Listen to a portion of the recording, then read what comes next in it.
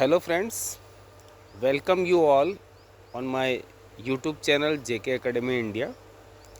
In this video, we will talk about the rotor EMF, reactance under running condition and torque under running condition of three-phase induction motor, as well as the torque and speed characteristics and torque and slip characteristics. So let's start the video. Rotor EMF and reactance under running condition. Let E2 equals to standstill rotor induced EMF per phase and X2 is the standstill rotor reactance per phase. F2 is the rotor current frequency at standstill. When rotor is stationary, it means slip equals to 1. The frequency of the rotor EMF is the same as that of stator supply frequency. The EMF induced in the motor at standstill is maximum because the relative speed between the rotor and the revolving stator flux is maximum. In fact, the motor is equivalent to a three-phase transformer with a short-circuited rotating secondary. When rotor starts running, the relative speed between it and the rotating stator flux is decreased. Hence, the rotor induced EMF, which is directly proportional to this relative speed, is also decreased and may disappear altogether if rotor speed were to become equal to the speed of the stator flux. Hence, for a slip S, the rotor induced EMF will be S time the induced EMF at a standstill, or we can say ER running equals to SE2. E2 is the EMF at standstill, as we have already considered. The frequency of the induced EMF will be likewise FR equal SF2. Due to decrease in frequency of the rotor EMF, the rotor reactance will also decrease and XR will be SX2, where ER and XR are the rotor EMF and reactance under running conditions.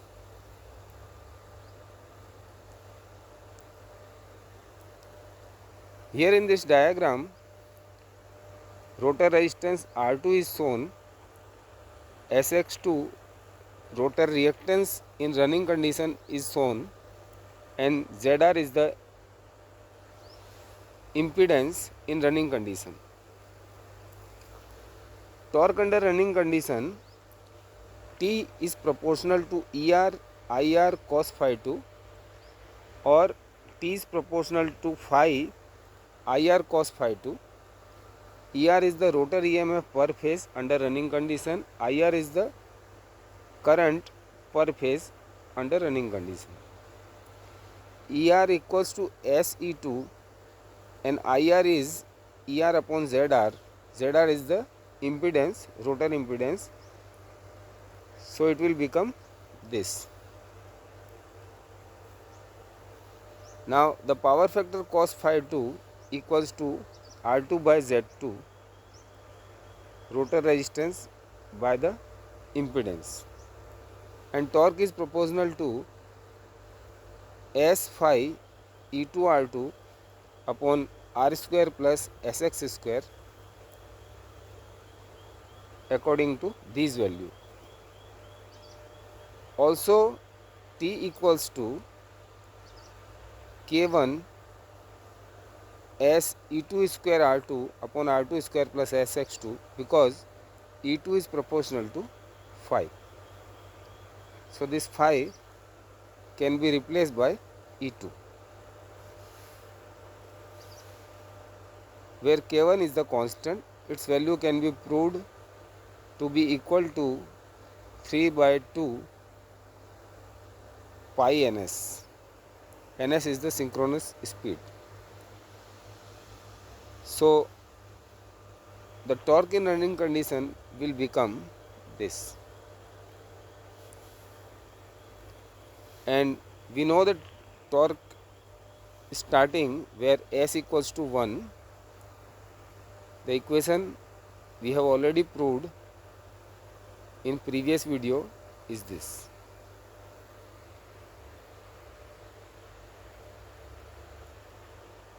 Condition for maximum torque under running condition, as we have derived the torque formula in previous slide.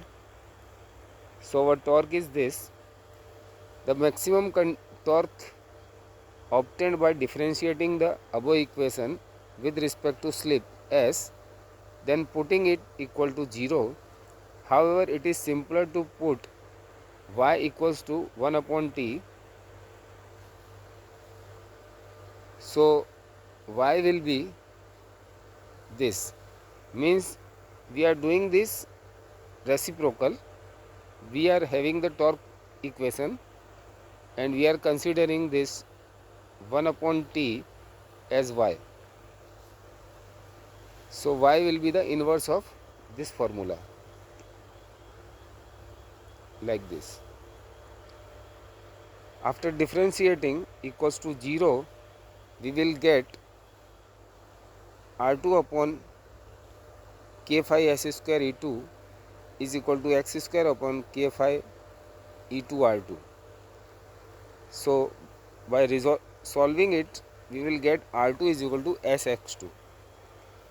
Hence, torque under running condition is maximum at that value of the slip which makes the rotor reactance per phase equal to the rotor resistance per phase. This slip is sometimes written as SB and the maximum torque as TB. Slip corresponding to maximum torque is S equal to R by X2, R2 by X2. Putting R2 is equal to Sx2 in the above equation of the torque, the T maximum will be this. Substituting value of S is equals to R2 by X2, T max will become finally K1 E square by 2x2, where K1 is equal to this. So we have the T maximum formula, this Newton meter.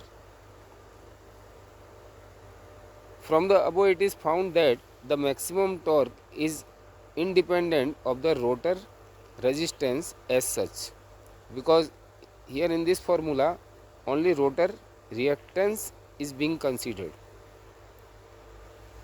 The slip or speed at which the maximum torque occur can be determined by the above torque equation. Now the relation between torque and slip. A family of torque versus slip curve is shown. Family means there are 4 conditions for a range of S equals to 0 to 1. Here slip is considered 1, 0.8, 0.6, 4, 0.2 and 0. With R2 as the parameter, this. We have seen that torque equals to this. It is clear that when S equals to 0, T will be 0. Hence the curve starts from point O. This is point O. At normal speed close to synchronous, the term Sx2 is small and hence negligible with respect to R2. So the torque is proportional to S by R2, or torque is proportional to slip if R2 is constant. Hence, for low value of slip, the torque slip curve is approximately a straight line. This.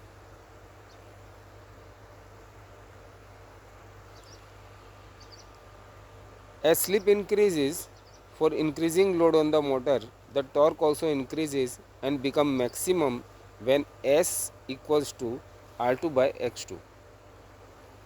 This torque is known as pull out or breakdown torque, represented by TB.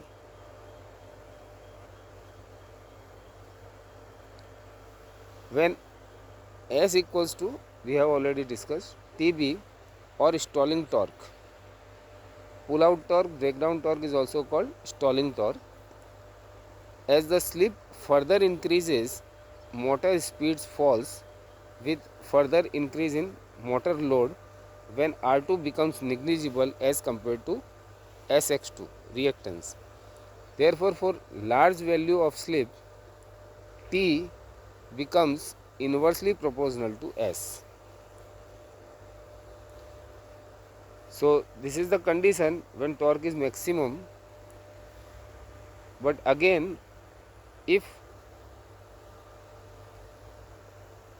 slip increases, means our curve starts from this straight line and this is the maximum condition, and if the slip increases, the torque decreases like this. Hence the torque slip curve is rectangular high parabola. So we see that beyond the point of maximum torque, any further increase in motor load results in decrease of the torque developed by the motor. The result is that motor slows down and eventually stops. The circuit breakers will be tripped open if the circuit has been protected. In fact, the stable operation of the motor lies between the value of slip S equals to 0 and the corresponding to the maximum torque. The operating range is shown shaded in figure 34.21.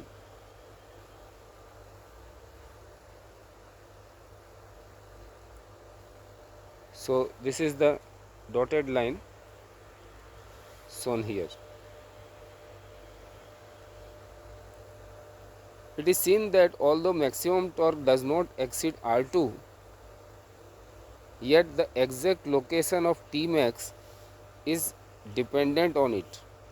Greater the R2, greater is the value of slip at which the maximum torque occurs. Now, what is the effect of change in supply voltage on torque and speed? As seen, torque is proportional to phi E2 R2 and E2 is also proportional to flux and flux is proportional to voltage applied. Obviously, the torque at any speed is proportional to the square of the applied voltage. This. If stator voltage decreases by 10%, the torque decreases by 20%. Change in supply voltage not only affect the starting torque TST but torque under running condition also. If V decreases, then T also decreases. Hence, for maintaining the same torque, slip increases, that is, slip falls. Let V changes to V dash and S changes to S dash and T changes to T dash, then T by T dash equals to SV square upon S dash V dash square. So this is the effect of supply voltage. Now we will see the effect of change in supply frequency on torque and speed. Hardly any important change in frequency takes place on a large distribution power system except during a major disturbance. Large frequency changes often takes place on isolated low power system in which electric energy is generated by means of diesel engine or gas turbines. Example of such system are emergency supply in hospital and electrical system on ship. The major effect of change in supply frequency is on motor speed. If frequency drops by 10%, the motor speed also drops by 10%. Machine tools and other motor driven equipment meant for 50 Hz causes problem when connected to 60 Hz supply. Every times 60 minus 50 means 20% faster than the normal, and this may not be acceptable in all applications. In that case, we have to use either gears to reduce the motor speed or an expensive 50 Hz source. So this was the regarding of where the supply of 60 Hz was available, and if you have the appliances made to use for 50 Hz, then this problem may arise.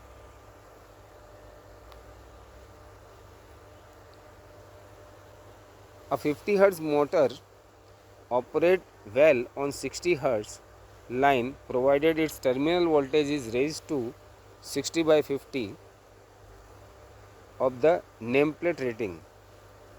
Means we are maintaining the V by F ratio to maintain the flux density. In that case, the new breakdown torque becomes equal to the original breakdown torque, and the stalling torque is only slightly reduced. However, power factor, efficiency and temperature rise remain satisfactory. Similarly, 60 Hz motor can operate satisfactorily on 50 Hz supply provided its terminal voltage is reduced by 5 by 6 ratio or 80% of its nameplate rating. So for example, if the terminal voltage is 400 and the supply frequency is 50 Hz, then this ratio comes 8 and it remains constant. If frequency increases, we have to increase the voltage, or if the frequency decreases, we have to decrease the applied voltage to maintain the V by F constant. Full load torque and maximum torque. TF is proportional to SF by R2 divided by R2 square plus SF x2 square, and T max is proportional to 1 upon 2x2. Now taking the ratio of TF upon T max, we will get final 2ASF divided by A square plus S square F, where A equals to R2 by X2 resistance divided by reactance at standstill.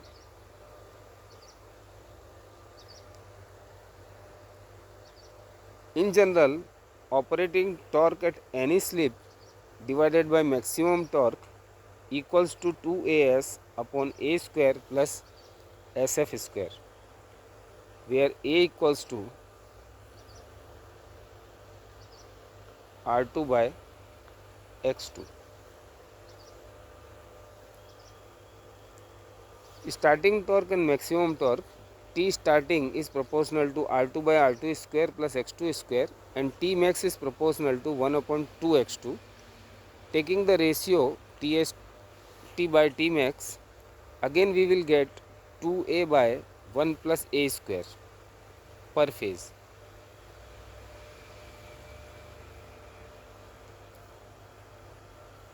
Now the torque speed curve.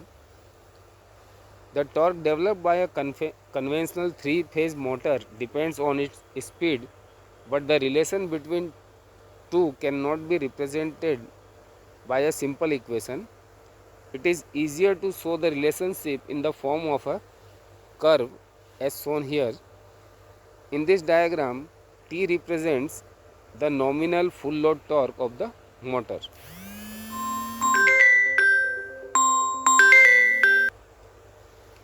In this diagram, T represents the nominal full load torque of the motor. As seen, the starting torque at n is equals to 0 is 1.5 T, and maximum torque, also called the breakdown torque, is 2.5 T. This is the rotational speed in percentage. This is the pull out torque. and this is the locked rotor torque, which is 1.5 times, and this is the breakdown or pull out torque, and this is full load torque. Full load torque is taken as 1 time of T.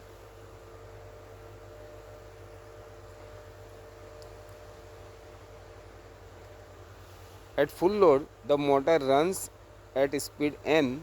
When mechanical load increases, motor speed decreases till the motor torque again becomes equal to the load torque.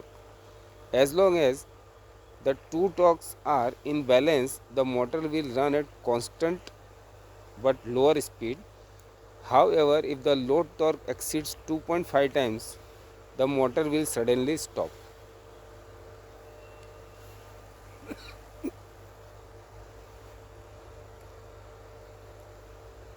Shape of torque speed curve.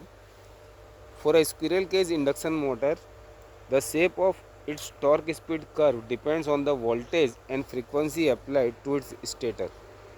If F is fixed, T will be proportional to V square applied voltage. So here two graphs are shown,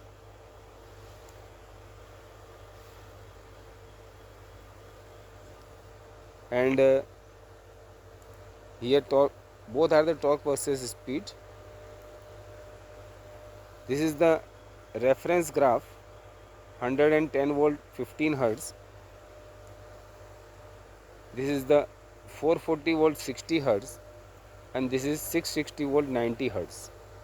So if the V increases, the torque is directly proportional to applied voltage square. The maximum torque increases.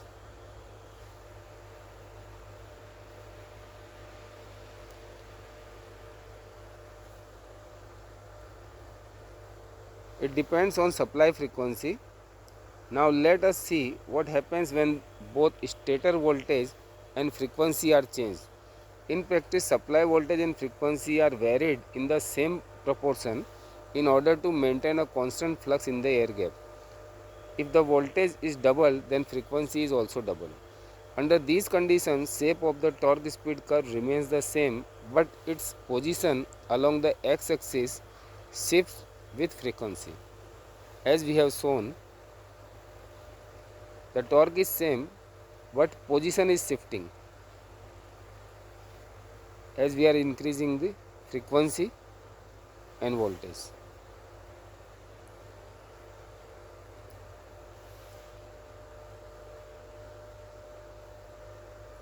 Figure shows a 11 kilowatt 440 volt 60 hertz SCI IM motor.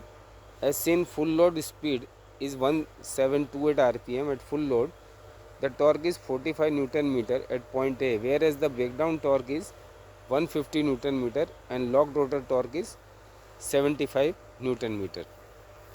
Suppose we now reduce both the voltage and frequency to 1/4 their original value, that is 110 volt 15 hertz. As seen in the second graph, the torque speed curve shifts to left. Now the curve crosses the x-axis at the synchronous speed 450 rpm. Similarly, if the voltage frequency are increased 50% at this voltage and frequency, the curve shifts to right and cuts the x-axis at a synchronous speed of 2700 rpm. Since the shape of the torque speed curve remains the same at all frequencies, it follows the torque developed by SCIM is the same whenever slip speed is the same. So thanks for watching.